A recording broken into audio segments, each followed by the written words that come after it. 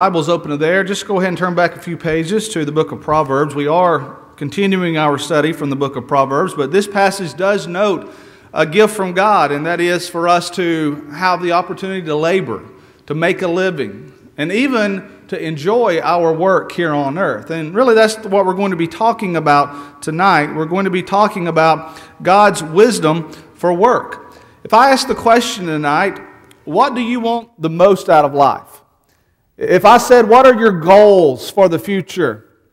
I'm pretty sure, because I've heard this asked in public before, I'm pretty sure that at least two of the answers, and probably the top two answers, would be something like, I want happiness and I want success.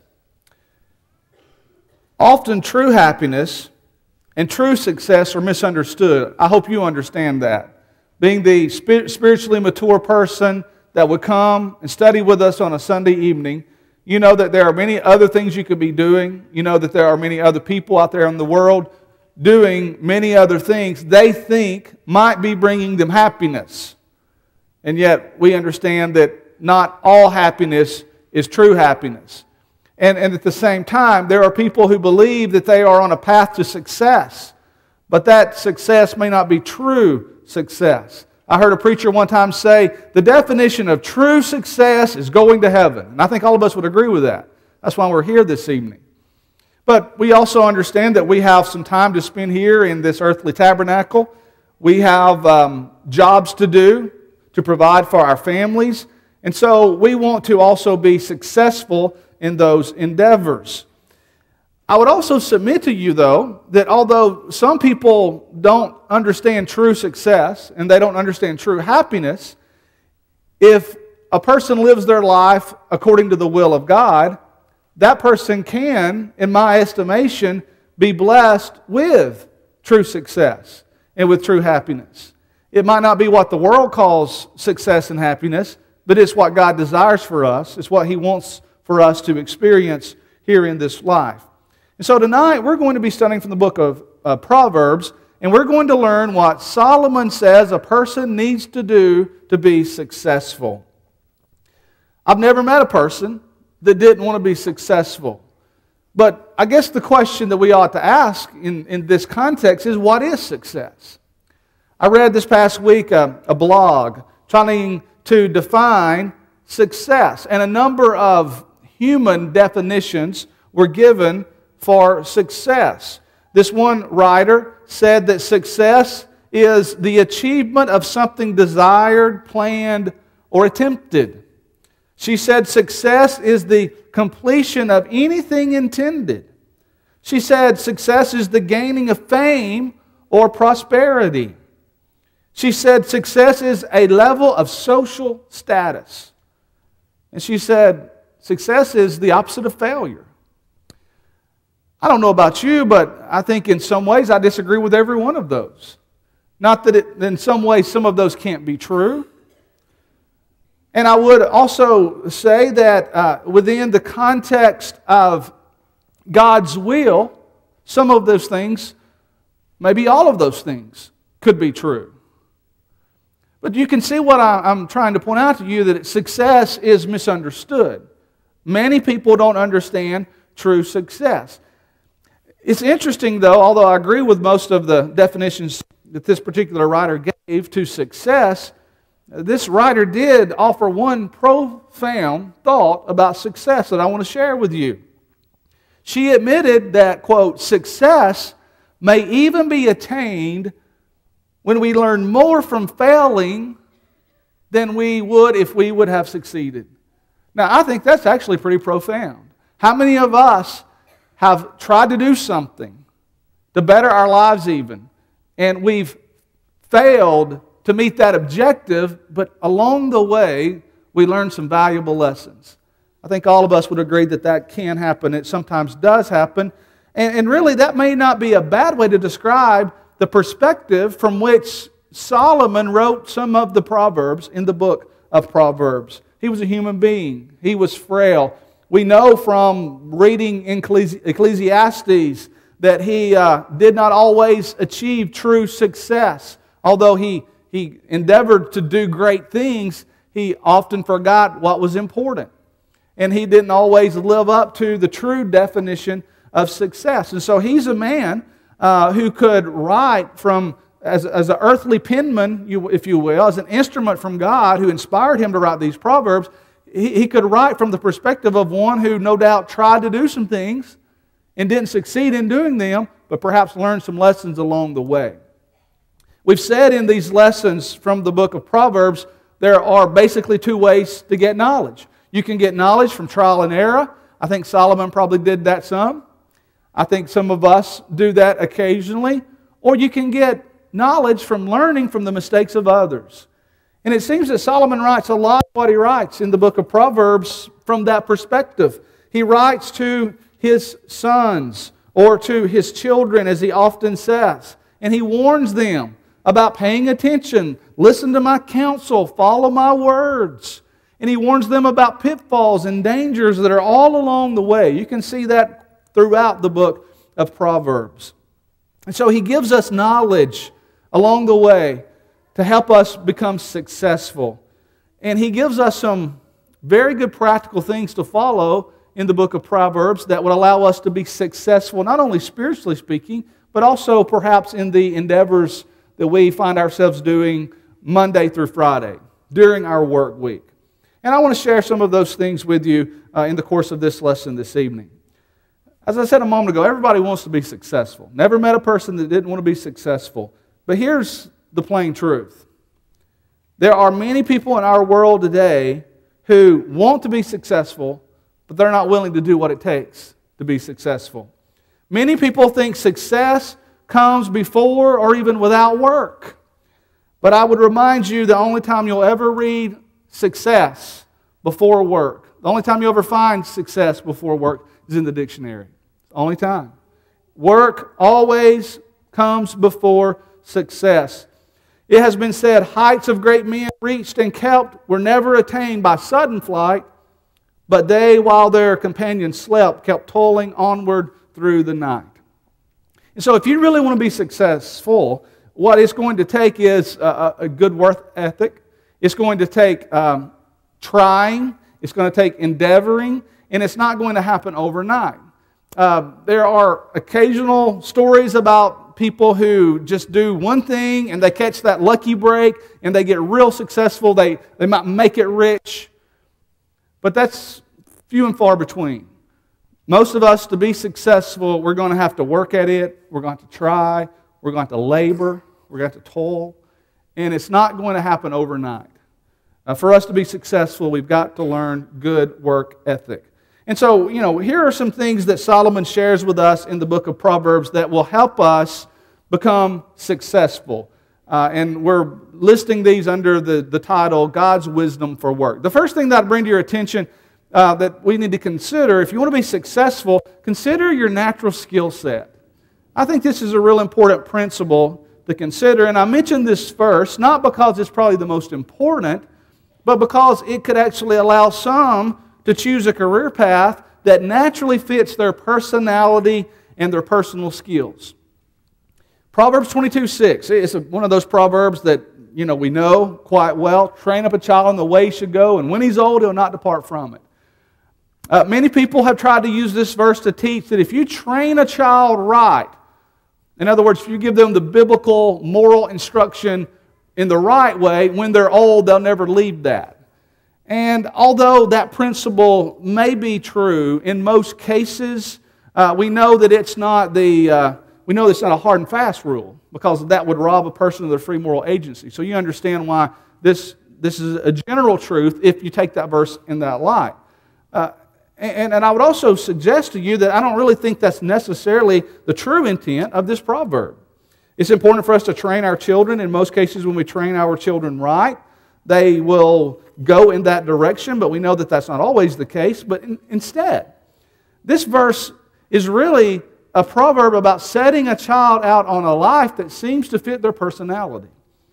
Listen to what Guyan Woods said in explaining the Hebrew phrase that is translated in the way he should go. Brother Woods says it means according to the tenor of his way, that is, in harmony with his disposition, his natural talents, and his individual character. And so when we train a child in the way that he should go, it suggests that we help young people. This is a verse about training children. Proverbs 22:6 is. It would suggest that we try to help young people, we try to help our own children find that direction in life that seems to fit their skill set, their personality, their tenor, some of their natural abilities, if you will. And so that's good for parents to understand, but it's good for anybody to understand about their own person. That is, I need to consider myself. I need to consider things I like, things that I don't like. I need to consider some things that tend to come a little easier to me than perhaps other things that might come with a little bit more difficulty. And the point here is, this is not to say that you can't be successful doing something else, but some of the best advice you'll ever get about a career choice, one that I've heard for a long time, is choose a career that allows you to love your work, not loathe your work. Choose a career that you love. Choose a career that seems to fit who you are, as best as you can tell at this juncture in your life. And then you can enjoy your work. You can love doing what you do, not hate doing what you do. So the first thing in being successful is try to consider your natural skill set and go in that direction with your pursuits. The second thing, learn to be a person of priorities. If you want to be successful, learn priorities. Now, the New Testament teaches us that we have to work in order to live, that we have to work in order to provide for our own families. 2 Thessalonians 3 in verse 6 mentions how some who walk disorderly should be withdrawn from. And we normally, when we think about that, we think about, well, these are people that are undoubtedly committing major sin. But if you look at the context, one of the things that's mentioned there in the context, 2 Thessalonians 3 and verse 10, for even when we were with you, we commanded you this, if anyone will not work, neither should he eat. Paul brings up an issue here that we would define contextually as not walking in an orderly fashion, not walking in a way that would be pleasing to God as a member of His church. We, therefore, are commanded to be people who are willing to work so our families can be taken care of. The same principle is found in 1 Timothy 5 and verse 8. If anyone does not provide for his own, and especially for those of his own household, he has denied the faith, and he's worse than an unbeliever. Some translations say an infidel. Now, there aren't many things worse than a person who is able, who won't work, and yet expects others to take care of them. Not many things I can think of. But there is something equally disturbing on the other side of that scale, and that is the person who works so much that they allow their work to consume them to the point that's all they ever think about. It becomes their sole reason for living. And so you've got, two opposite things here. You've got, on one hand, in the world, some people who, they're not willing to work. They're lazy. The book of Proverbs talks a lot about that. We'll say a little bit more about it here in a minute. They're not willing to work. And then you've got some people that work so much they lose focus. They don't have good priorities. And so it's necessary then for us to teach, for us to understand the value of work, being willing to work, but prioritizing when it comes to your career. We've all seen that person, they get so caught up in their career that they forget everything else. They forget their family. They forget their Lord. And they destroy themselves and their families and their spiritual lives as they go about trying to be successful. Listen to what Solomon said. Solomon said that misplaced priorities of riches over righteousness hurts us. Proverbs 11 and verse 4, riches do not profit in the day of wrath, but righteousness delivers from death. What's more important for you, to be rich or to be righteous? And you say right now, well, I'm kind of struggling with that. I'd kind of like to be rich. Maybe one of these days I can be righteous, but let me ask it this way. When you stand before God, what's going to be more important? You want to be rich or do you want to be righteous? I think you know the answer to that question. Proverbs 11:28, he who trusts in his riches will fall, but the righteous will flourish like foliage. You see, having misplaced priorities on work and success over righteousness is a problem that Solomon understood, and it's one that he said that we should be aware of. He even said some things like this. Proverbs 15, verse 16, better is a little with the fear of the Lord than great treasure with trouble. Think about that for just a moment. It's better to serve the Lord and not have anything than have a bunch of trouble and be rich. Perspective, priority. That's what he's talking about. Proverbs 16 and verse 8. Better is a little with righteousness than vast revenues without justice. A very similar passage to 15 and verse 16. Another thing concerning the priorities that we need in being successful is to consider to try to make God as much a part of your work as is possible.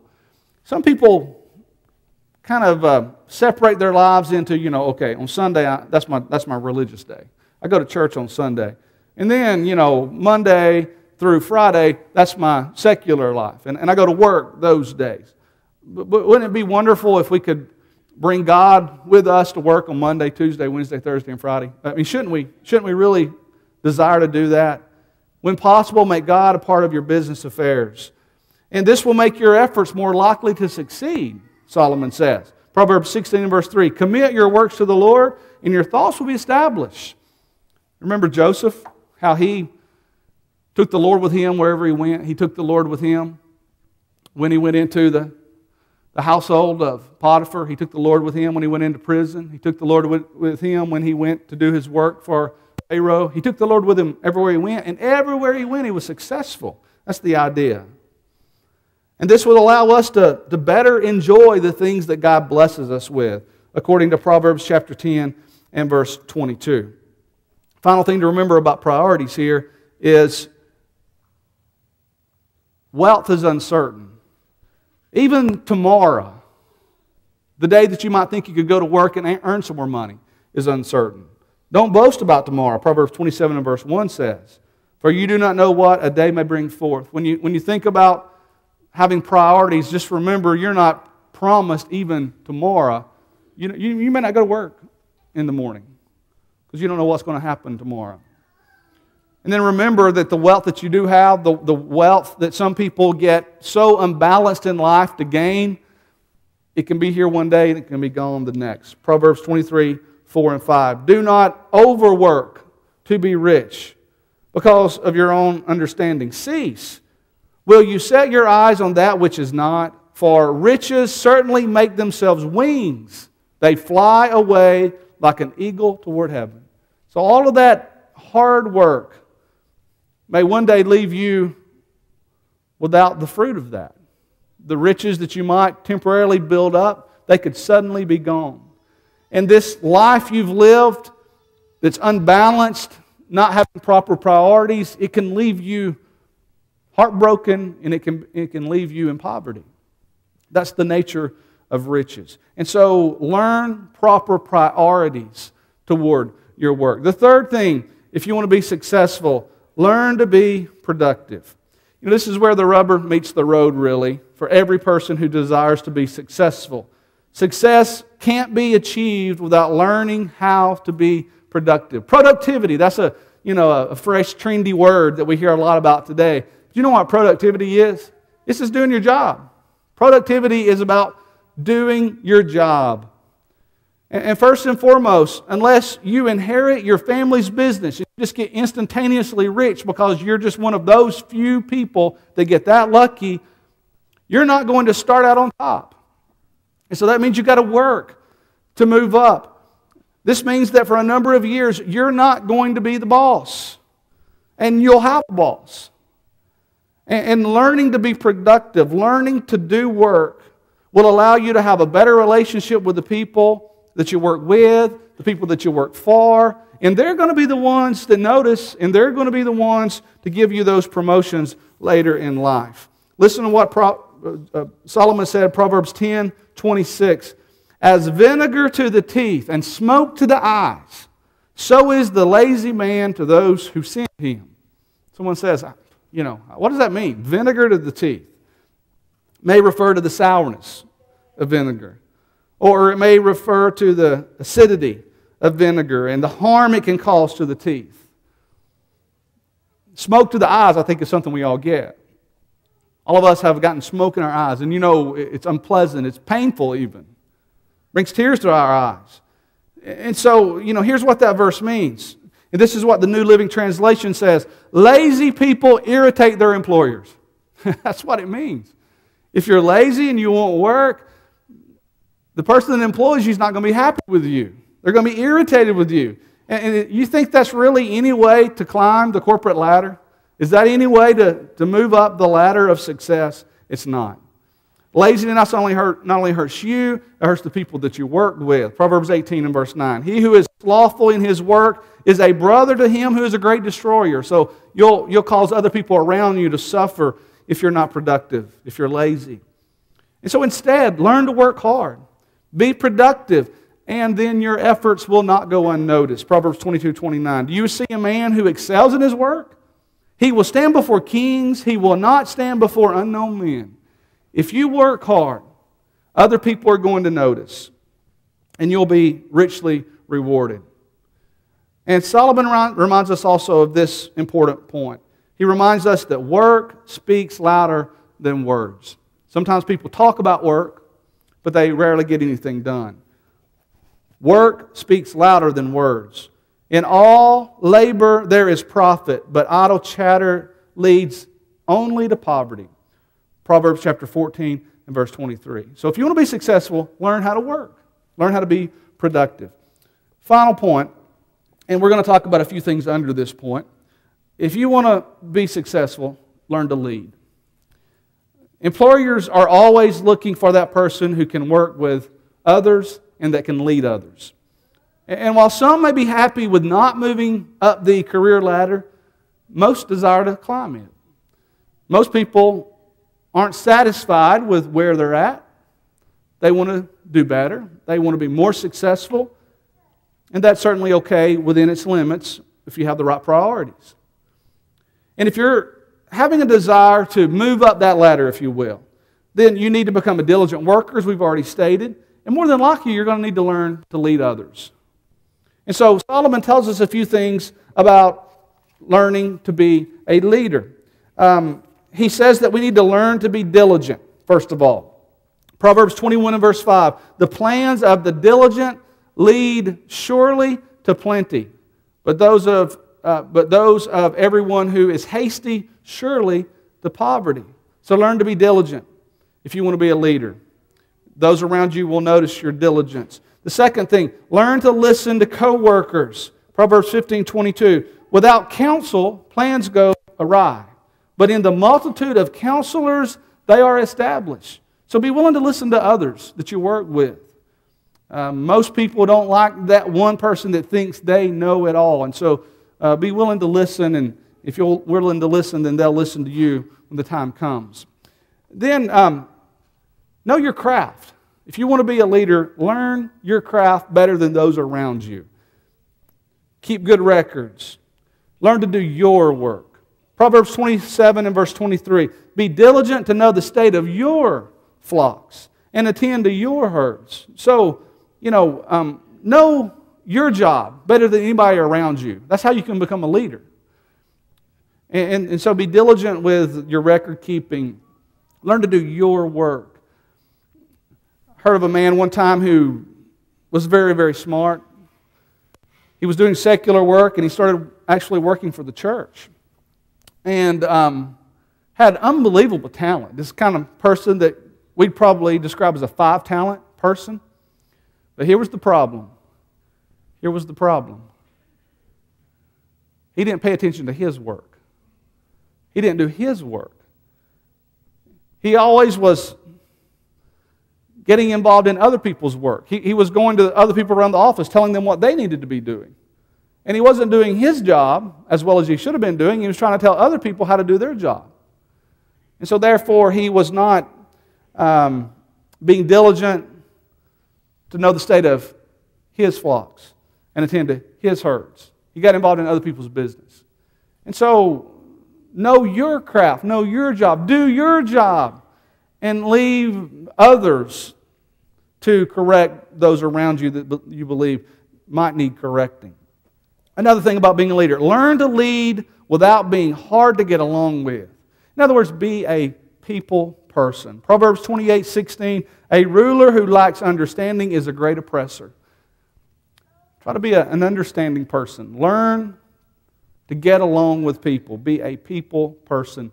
Those leaders are the ones that people really love to work for.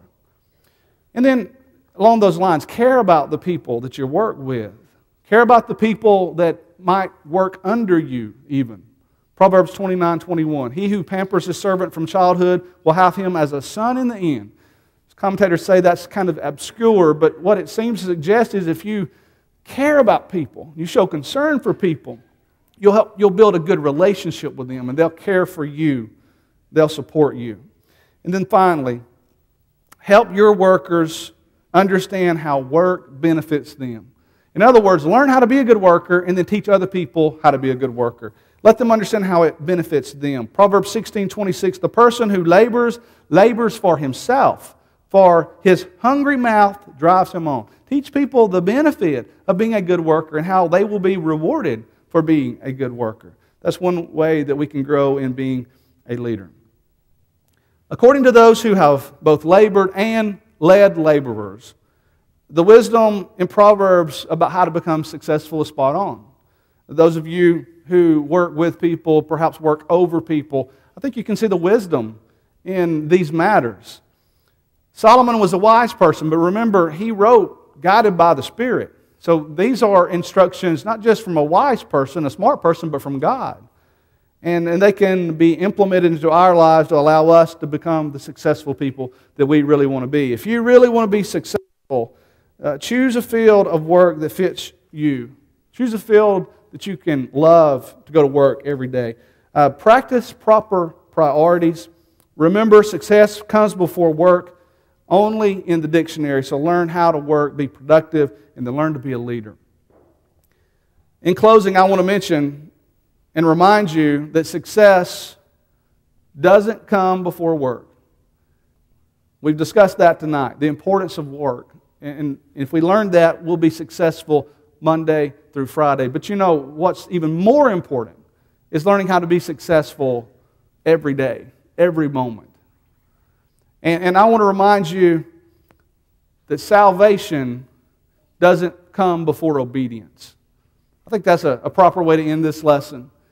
I've never met a person that didn't want to go to heaven, that didn't want to be saved. But it's just like every person wants to be successful. But sometimes we're not willing to do what it takes to be successful. And sometimes people aren't willing to do what it takes to be saved. And so we've got to get things in the proper order. And remember that salvation doesn't come before obedience. We've got to submit our lives to the Lord. We've got to learn. We've got to listen. One of the key themes of the book of Proverbs is listen. Listen up. Learn. Be willing to take instruction. So learn God's will. Submit to the will of God for your life. When you've learned that something is wrong in your life, do as God says and repent. Change. And follow Him. The New Testament reminds us of the importance of confessing the Lord. And this is something that should be done not just the day we're baptized, but every day of our life. We confess with our lips. We also continue to confess with our life. And then, of course, as we even discussed this morning, baptism is part of the obedient process to come into a right relationship with God. Everybody wants success, but few are willing to work. Everybody wants to be saved. Unfortunately, sometimes people aren't willing to be obedient. If you need to be obedient to a part of God's will that you know about is lacking in your life tonight, I don't know what that is, but you do. It may not be something I've even mentioned in the process of this invitation, but if you know that something is lacking and you want to be saved, become obedient to that. Turn from sin, start doing what God wants for your life. And if you need to respond to the invitation tonight to be restored, even to be baptized, we want to assist you right now as together we stand and as we sing.